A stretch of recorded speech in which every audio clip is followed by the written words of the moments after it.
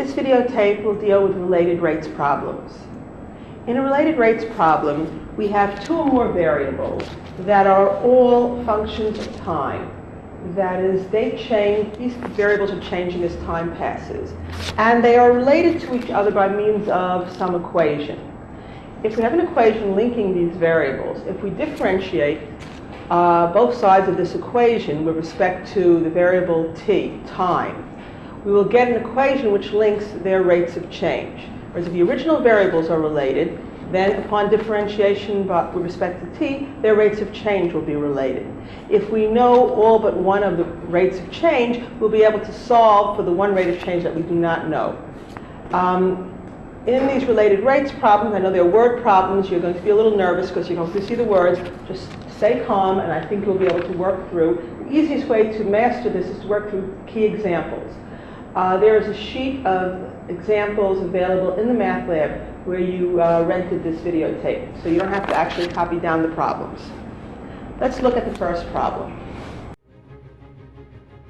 In the first problem, a car traveling north at 48 miles per hour passes a certain point at 12 noon.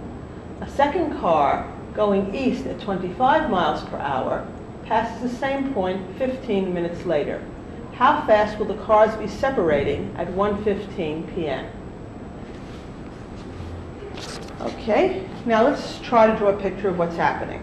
We have one particular point in question here, and one car is traveling north at 48 miles per hour, passes this point at 12 noon. Okay, so it's traveling north. Okay, and the other car is going east at 25 miles per hour and passing the same point 15 minutes later. It's traveling east. We have our car over here, right? The other car is over here.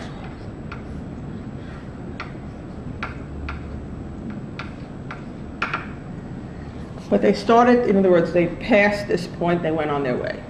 Now, because one car is traveling north and one car is traveling east, we have a right angle over there.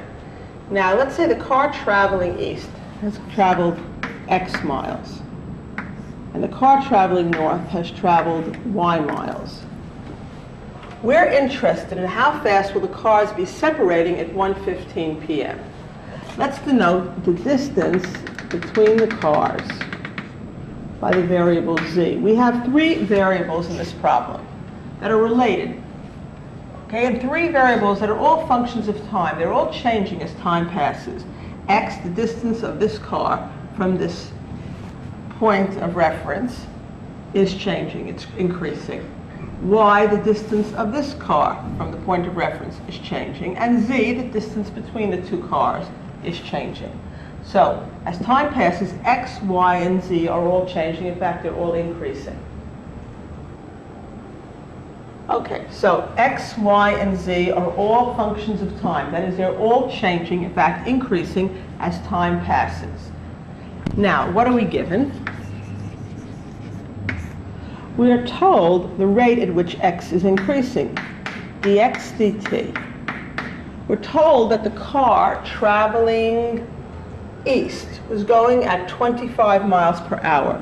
Since this car is traveling east at 25 miles per hour, dx dt must be 25 miles per hour. The rate of change of x with respect to t. Okay? The rate of change here for the car going east is 25 miles per hour. We're also told that the car going north is traveling at 48 miles per hour. So that dy dt, the rate of change of y with respect to t, is 48 miles per hour. And what are we looking to find? We want to find how fast will the cars be separating at 1:15 p.m. Since z represents the distance between the cars, we want to find the rate of change of z with respect to t at 1:15 p.m. Okay, so we know two rates of change, and we'd like to find a third. We know dx dt, dy dt, we want to find dz dt. The ideal thing would be we had a relationship linking x, y, and z, the three variables in the problem. And in this problem, we do have such a relationship, the Pythagorean relationship. Because one car was traveling north and the other one was traveling east, we have a right angle here, and here we have a right triangle, and the Pythagorean theorem holds that x squared plus y squared equals z squared. So this is an ideal setup for a related rates problem. We have an equation linking x, y, and z, three variables that are all functions of time that are all changing as time passes. Plus, we know the x dt and dy dt, and we want to find dz dt. So this is a perfect setup, and the way we solve the problem is to take our original equation, x squared plus y squared equals z squared, and take derivatives of both sides with respect to t. This will be somewhat similar to work that you've done in implicit differentiation, except if you're doing implicit differentiation, taking derivative with, say, respect to x, then the derivative of x squared with respect to x would be just 2x. But if we're going with respect to t, the derivative of x squared with respect to t would be 2x dx dt. First, you'll take the derivative as if it was with respect to x, and then you'll multiply by the derivative of x with respect to t using the chain rule. Okay, so we're going to differentiate both sides of this equation. Derivative of x squared with respect to t. First, x squared, as if it was with respect to x, would be 2x, and with respect to t, it's 2x dx dt. Now, the derivative of y squared with respect to t, derivative of y squared with respect to y would be 2y, with respect to t, 2y dy dt, equals the derivative of z squared with respect to t, which is 2z dz dt. So from an equation linking x, y, and z, upon differentiation with respect to t, we have an equation linking dx dt, dy dt, and dz dt. In other words, originally the variables were related. Upon differentiation, their rates of change are related. Hence the name related rates problems. Okay, now we know dx dt and dy dt. We want to find dz dt. So we're going to solve for dz dt. First, we can divide through by 2 to simplify. And then to divide by z to get that dz dt is x dx dt plus y dy dt over z. X dx dt plus y dy dt divided by z will give us dz dt.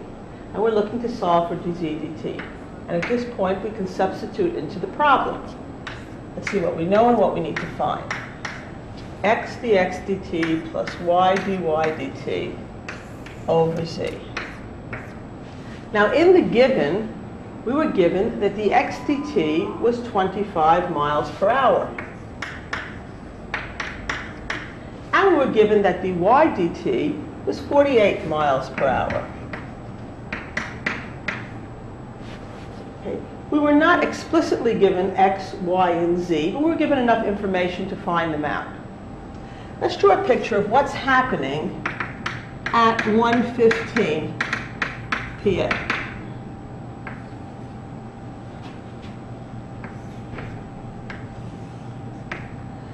Okay, now, the car traveling east, okay, past this point, 12 noon, the car traveling north started. The car traveling east started 15 minutes later, so he passed here at 12:15. We're interested in what happens at 1:15. So from 12:15 to 1:15, he covered in 1 hour. Let's see. We know distance is rate times time. So he was traveling at 25 miles per hour, and he traveled for 1 hour. So x turns out to be 25 miles. That's x. Now the car traveling north, it's a little harder. He started at 12 noon, past this point. We're interested in what happens at 1:15. So from 12 noon to 1:15 p.m., he traveled for 1 hour and 15 minutes, or 1 hour and a quarter. 1 hour and a quarter or 5/4 hours. So, if we want to find out what y is, it's going to be the rate times the time he traveled for 5/4. Well, the rate was 48 miles per hour times 5/4 hours. 48 miles per hour times 1¼ hours. Okay, so how many miles did he travel? 4 goes into 48, 12 times 5. He travels 60 miles. In an hour and a quarter, he travels 48 miles for the hour, and the extra quarter of an hour, he travels another 12 miles, so 60 miles. So at this particular moment, the car traveling east has gone 25 miles. The car traveling north has gone 60 miles. So that's x, that's y. And we want to know what z is. Z is the hypotenuse of that right triangle. It's going to be the square root of 25 squared plus 60 squared. Now you have your calculators. You can perform the calculations. We get 25 squared is 625 plus 60 squared, 3,600. That's the square root of 4225, or it's a perfect square, 65 miles for z at that particular moment. Okay, another way, if you're familiar with Pythagorean triplets, is like 3, 4, 5 right triangle, 5, 12, 13 right triangle.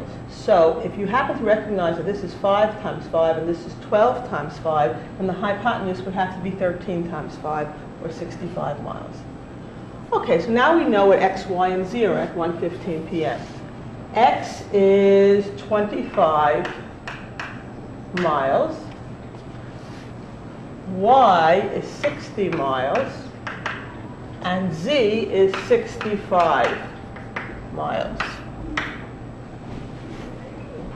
Okay, let's see what we get.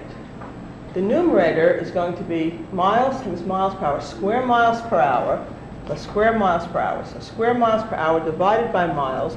The numerator, okay, when you divide by the miles, the units come out square miles per hour over miles, or the final answer will be in miles per hour, which is good. Let's see what we have. We have 25 times 25, 625,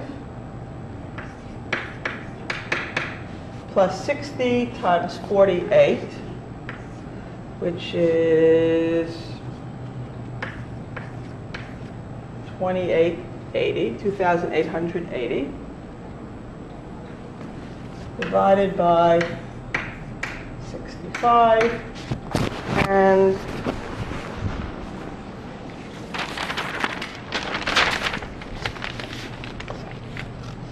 this gives us in the numerator 30,505 over 65 miles per hour, and this comes out to be 53.9 miles per hour.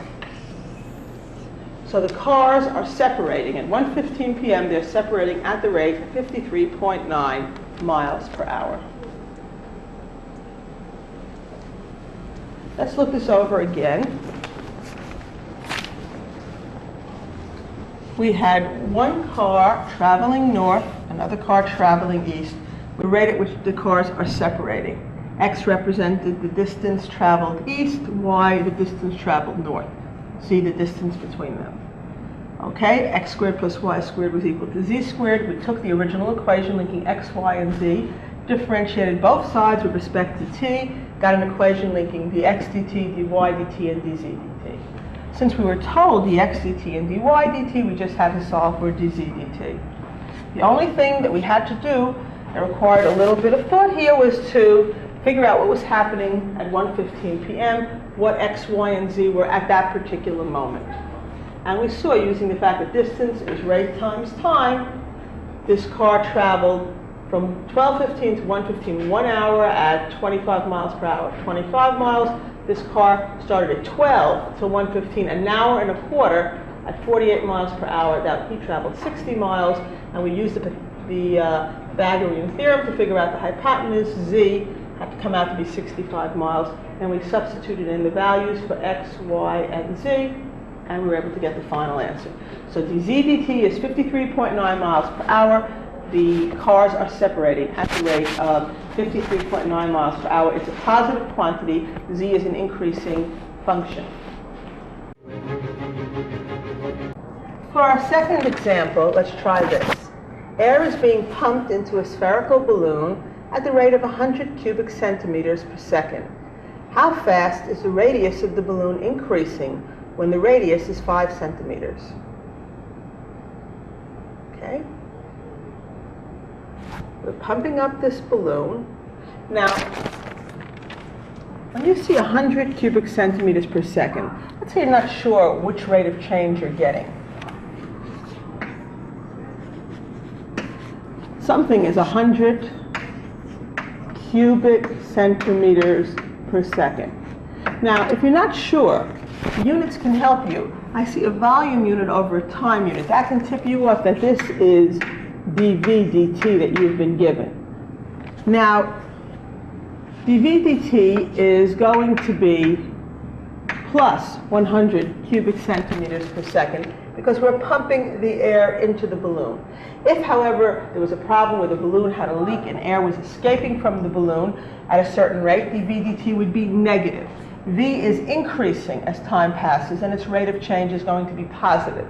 If V were decreasing, if the air was coming out of the balloon, okay, you were deflating the balloon, then dV dt would be negative. And what are we trying to find? We're trying to find how fast is the radius of the balloon increasing. We're trying to find the rate of change of the radius. The radius dt, or dr dt, where r represents the radius, at the moment when the radius is 5 centimeters. When the radius is 5 centimeters.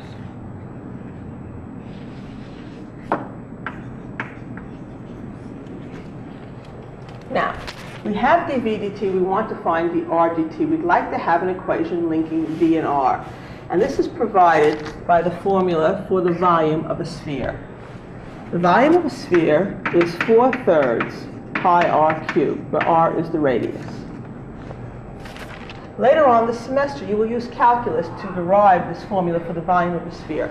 Right now, I'm just asking you to believe this formula, which you may have seen in an earlier math class.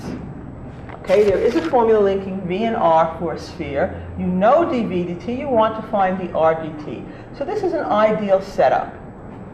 Okay, where v and r are linked, they're both growing as time passes. The volume of the balloon is increasing and the radius of the balloon is increasing. Now the volume is increasing at a constant rate. We're pumping the air in at a constant rate. Now the question is, how is the radius changing? It's going to turn out the radius is not changing at a constant rate. The radius, the rate of change of the radius will depend on the size of the radius. Did you ever pump up a balloon and notice that in the beginning when you start to pump up the balloon, the balloon grows rather rapidly, okay? And after a while, you're still pumping the air at the same rate, but the balloon is not growing as quickly. In fact, when you stop seeing any progress, that's when you make the knot and you call it a day. Let's look at this over here. I'm going to try to pump the air into the balloon at a constant rate, the best of my ability. Let's see what happens the first 8 times I pump it up. 1, 2, 3, 4, 5, 6, 7, 8. It grew quite a bit. Let's look at the second 8 times. 1, 2, 3, 4, 5, 6, 7, 8. It was increasing, but not as dramatically as it was originally. What I'm trying to explain is, in the beginning, the balloon grows rather rapidly. Okay, but once it's fairly large, even though I keep pumping it at a constant rate, the same air doesn't increase the radius that much because that same puff of air has to be distributed throughout the entire balloon. So the radius is not growing that much because there's much more surface to be distributed to it. It doesn't look like the radius is growing at a constant rate. In fact, it seems that when the radius is smaller, the rate of change of the radius is larger, and when the radius is quite large, you're not seeing as much progress in the change in the balloon, so the growth rate of the radius should be smaller. And it'll turn out the calculus will bear this out for us. Of course, it's not changing at this constant rate. This is why we need calculus here. Now let's look at what we have. We have dv dt, we want dr dt, and we have the ideal situation equation linking v and r. So we take the original equation, and we're going to differentiate both sides with respect to t. Now, if this had been v squared, the derivative would be 2v dv dt. If it's just v, the derivative of v with respect to v would be 1, then dv dt. Now, on the right side here, the derivative, now, this is a constant. This is all constant, 4/3 pi. If this had been 4r cubed, and I wanted the derivative, for example, of 4r cubed, I think everybody would know the derivative, well, with respect to r, would have been 4 times 3, r to the 2, so 12r squared dr dt. You would take the derivative with respect to r and then multiply by dr dt. It's the same thing here. It's the constant times the power, r to the 1 less power, dr dt. Except the constant is 4/3 pi. So it's 4/3 pi. Now, the constant times the power, 3, r to the 1 less power, 3r to the 2, dr dt. So if you understand here that the derivative with respect to t is 12r squared dr dt, then this should not upset you. Treat 4/3 pi as a constant. So the constant times 3, r to the 2, dr dt.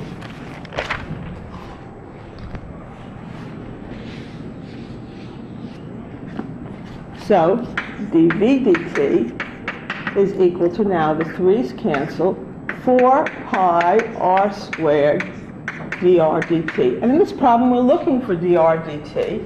So dr dt is dv dt over 4 pi r squared. Now we're ready to substitute in. Be careful you don't substitute in early. It says when r is 5 centimeters. If you had plugged in r originally as 5 centimeters, v would have been a constant, and dv dt would have been 0. Because if r is fixed, the balloon is not moving. It's like when you have a balloon, you have a knot in it, nothing's changing. Okay, so don't plug in too early. Only after you've differentiated with respect to t can you substitute in. Remember what I mentioned earlier? The dv dt is coming, the volume is increasing at a constant rate. It's plus 100 cubic centimeters per second. Okay, that's dv dt is increasing at that constant rate. Now divided by 4 pi r squared. Now remember I said when the radius was small, we see more rapid growth in the radius, and when the radius is large, the growth rate seems to slow down. This is borne out by what we have in this equation. The 100 in the numerator is staying fixed. The bigger r gets, we divide by more, the smaller dr dt will be, which is what we saw when we were pumping up the balloon.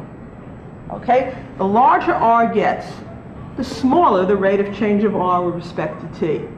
Because as I explained before, the air is coming in at a constant rate, and it turns out that it has to be distributed throughout the entire surface of the balloon, so the radius is not growing that much.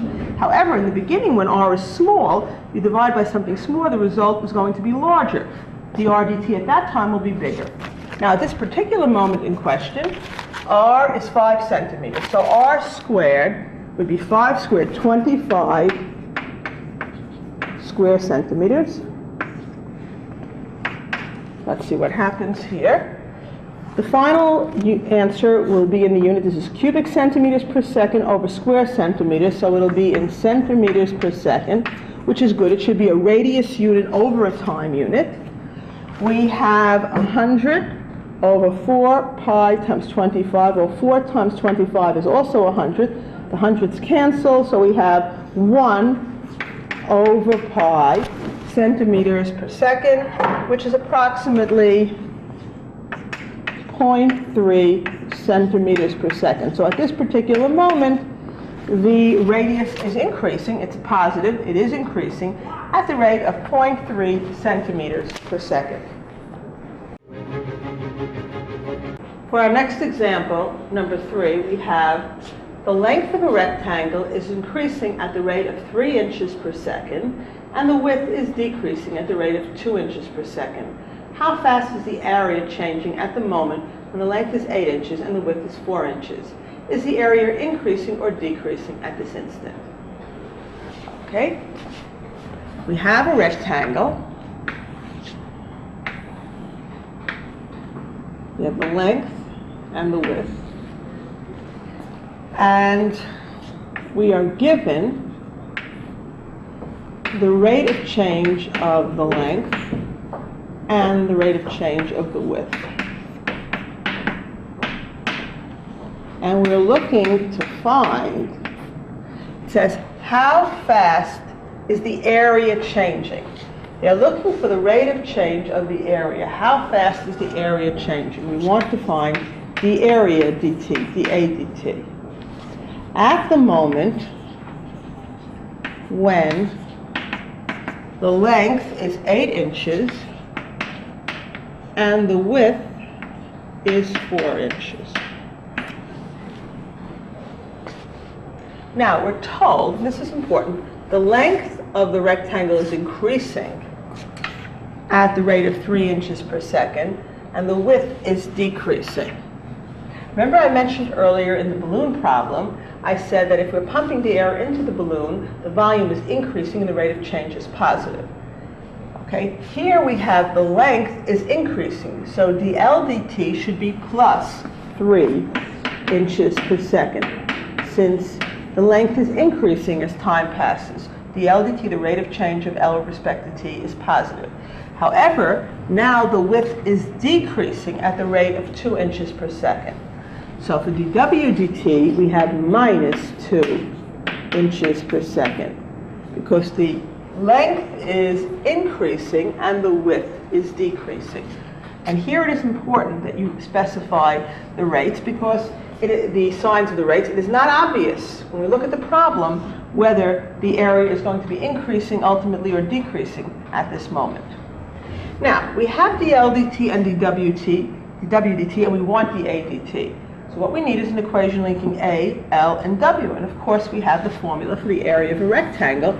A is equal to L times W. So we have an equation linking A, L, and W. And if we differentiate both sides with respect to t, we'll have an equation linking their rates of change. And since we know dl dt and dw dt, we'll be able to solve for dA dt. So the first step is to differentiate both sides of this equation with respect to t. And be very careful. Okay? Derivative of A with respect to t, of course, is 1 dA dt.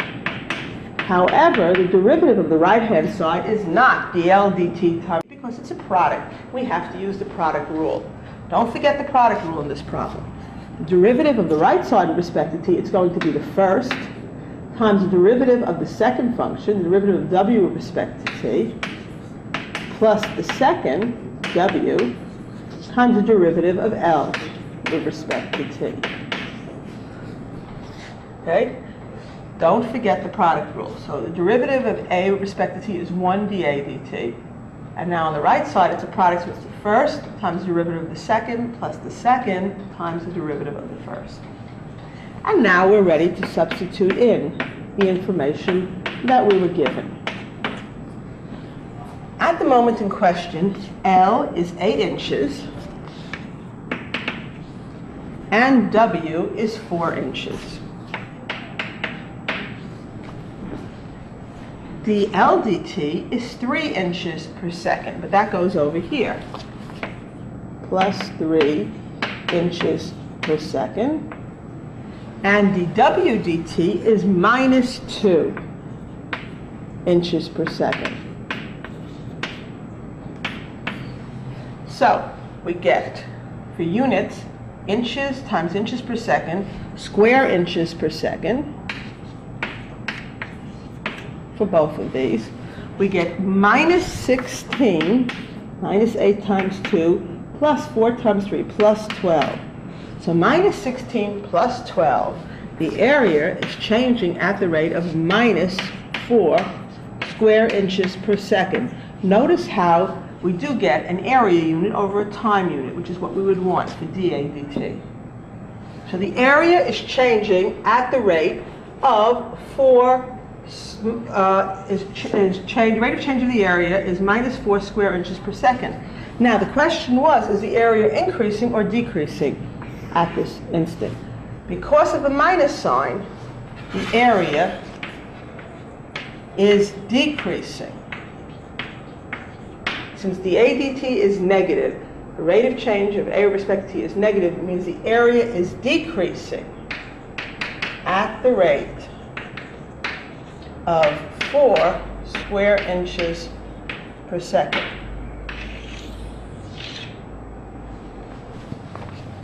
Minus 4 square inches per second is correct, but the minus tells you that the area is decreasing.